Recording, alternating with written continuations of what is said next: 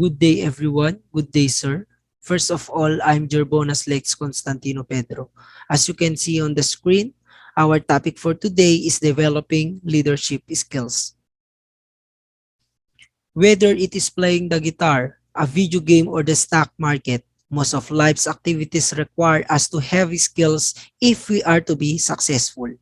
The same is true, leadership skills are required. As discussed in the first chapter, leadership skills refer to learned competencies that leaders are able to demonstrate in performance according to CATS 1955. Leadership skills give people the capacity to influence others. They are a critical component in successful leadership. In the next slide is what types of skills should leaders seek to develop. Even though skills play an essential role in the leadership process, they have received little attention by researchers. According to Lord and Hall 2005, T. Mumford Campion, and Morrison 2007, leadership traits rather than leadership skills have been the focus of research for more than 100 years. However, in the past 10 years, a shift has occurred and leadership skills are now receiving far more attention by researchers and practitioners alike, according to M. Mumford, Zacharow, Conley, and Marks 2000, Yamarino 2000. On the next slide is model of primary leadership skills. So for the administrative, we have a managing people, managing resources, and showing technical competence. In the other hand, interpersonal, being socially perceptive, showing emotional intelligence, and managing interpersonal conflict. For the conceptual is creating vision, problem solving, and strategic planning. So this is the core leadership skills. Administrative skills refers to those competencies a leader needs to run an organization in order to carry out the organization purposes and goals. This in this involve planning organization work, assigning the right tasks to the right people, and coordinating work activities according to MAN 1965. So that's all, For sir. purposes, administrative skills are divided into three specific sets of skills. First is managing people, second is managing resources, and third is showing technical competence. Managing people. Any leader of a for-profit or non-profit organization, if asked what occupies the most time, will reply managing people. Few leaders can do without the skill of being able to manage people. The praise management by walking around captures the essence of managing people. An effective leader connects with people and understands the task to be done. Those skills requires to perform them and environment in which people work. The best way to know this is to involve rather than to be a spectator. Managing resources. Managing resources requires a leader to be competent in both obtaining and allocating resources. Obtaining resources can include a wide range of activities such as ordering equipment, finding workspace, or locating funds for special projects. For example, a middle school cross-country coach wanted to replace her team outdate, but had no funds to do so. In order to buy new uniforms, the coach negotiated with the athletic director for additional funds. The coach also encouraged several parents in the Booster Club to sponsor a few successful fundraisers. Next is showing technical competence. Technical competence involves having specialized knowledge about the work we do or ask others to do.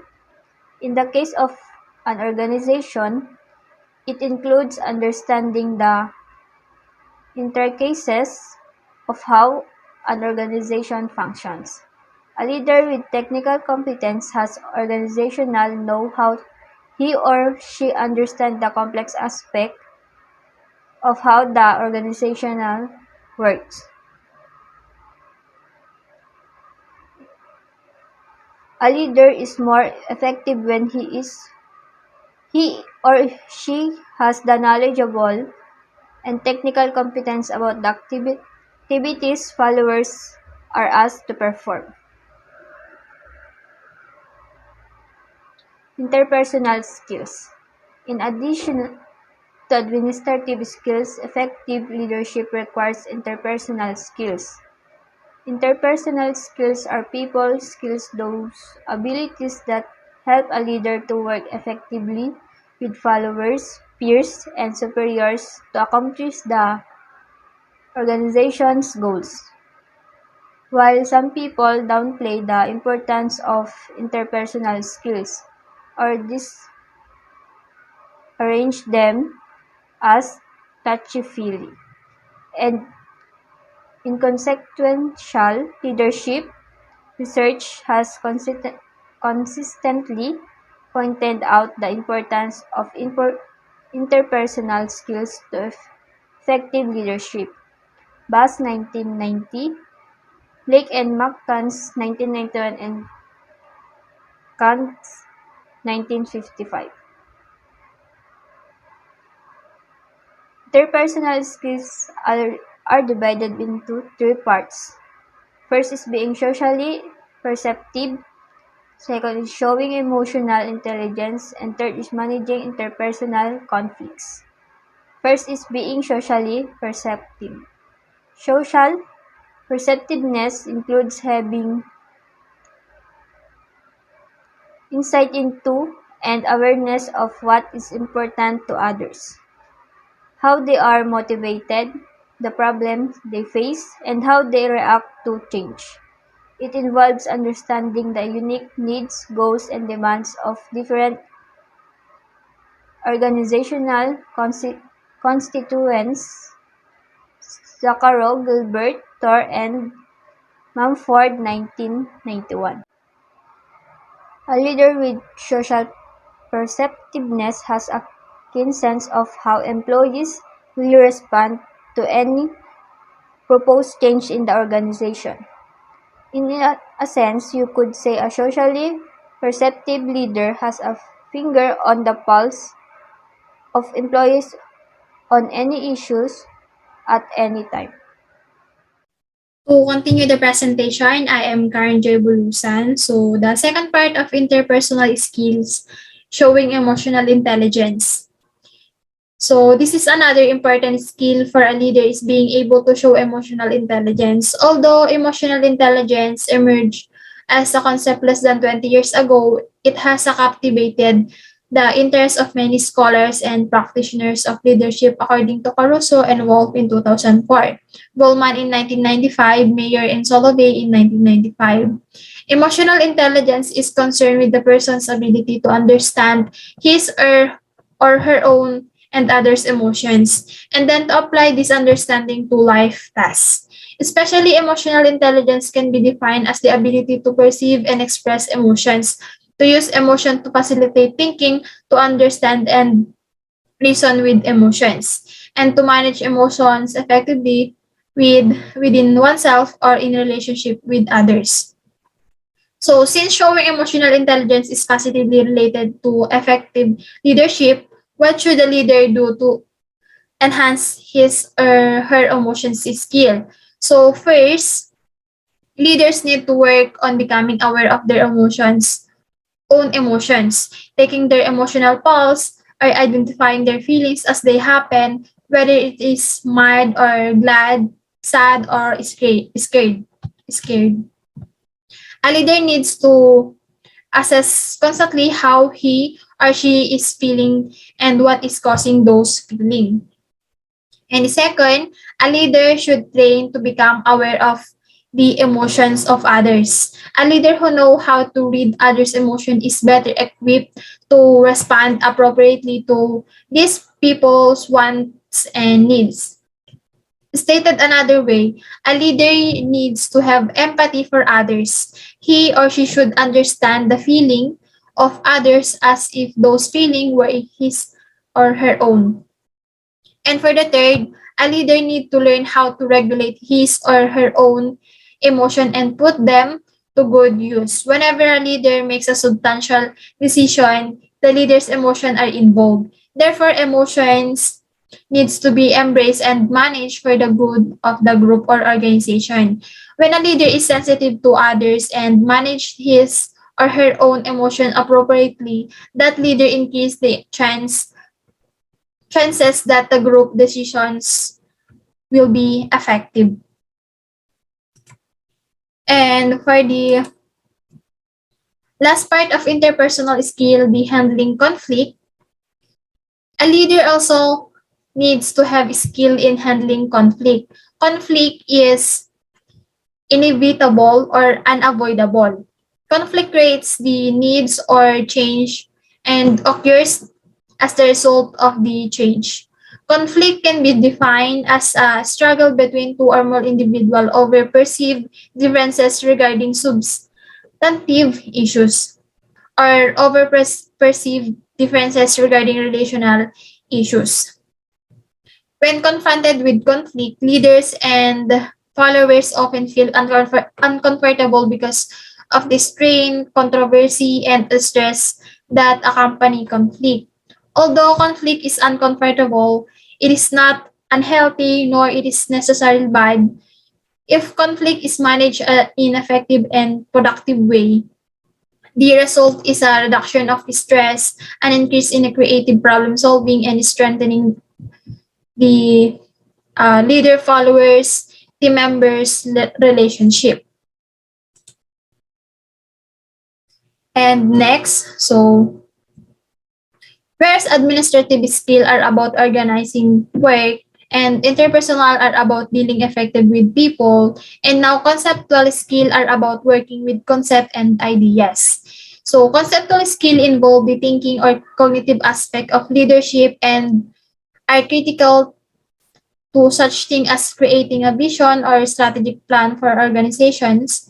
A leader with a conceptual skill is able to conceive and communicate the ideas that shape an organization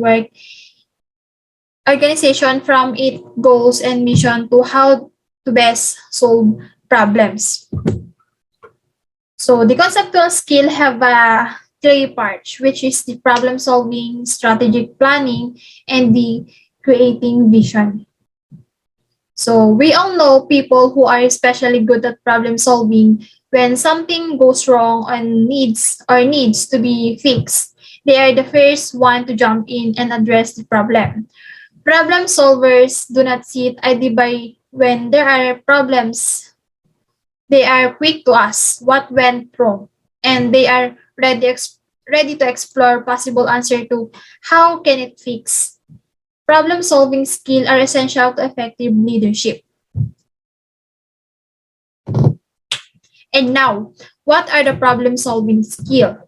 So, problem solving skill refers to a leader cognitive ability to take corrective action in a problem situation in order to meet desired objectives. These skills include identifying the problem, generating the alternative solution, selecting the best solution from among the alternatives, and implementing the solutions. And we have here a step in a problem solving. So for the first step in problem solving process is to identify or recognize the problem. The importance of this step cannot be understated.